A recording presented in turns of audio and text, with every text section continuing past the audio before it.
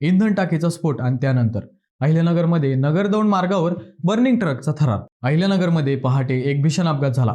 दोन माल ट्रक समोरासमोर धडकले. त्यानंतर इंधनाच्या टाकीचा स्फोट झाला आणि काही क्षणात दोन्ही ट्रक आगीच्या भक्ष्यस्थानी पडले. या थरारक घटनेत एक ट्रक चालक गंभीर जखमी झाला असून लाखो रुपयांचे नुकसान झाले आहे. मंडळी, नगरदौंड महामार्गावरील खंडाळा या शिवारात शनिवारी पहाटे 5:30च्या सुमारास हा अपघात घडला. नगर MIDCतून लोखंडी साहित्य घेऊन एक ट्रक दौंडच्या दिशेने जात होता, तर कापडाचे गठ्ठे घेऊन दुसरा ट्रक दौंडहून नगरमार्गे धुळ्याकडे येत होता. याच वेळी दोन्ही ट्रकची समोरासमोर जोरदार धडक झाली. दरम्यान अपघातानंतर काही वेळातच एका ट्रकच्या इंधन टाकीचा जोरदार स्फोट झाला आणि दोन्ही ट्रकने पेट घेतला. ट्रकमध्ये कापडाचा माल असल्यामुळे आग काही क्षणातच प्रचंड भडकली. स्थानिक नागरिकांनी ट्रकच्या केबिनच्या काचा फोडून दोन्ही चालकांना बाहेर काढले. घटनेची माहिती मिळताच अग्निशमनच्या 2 गाड्या आणि पोलीस घटनास्थळी दाखल झाले. तब्बल 1.5 तासांच्या अथक प्रयत्नानंतर आग नियंत्रणात आणण्यात यश आले. मात्र तोपर्यंत दोन्ही ट्रक आणि त्यातील सर्व माल पूर्णपणे जळून खाक झाला होता.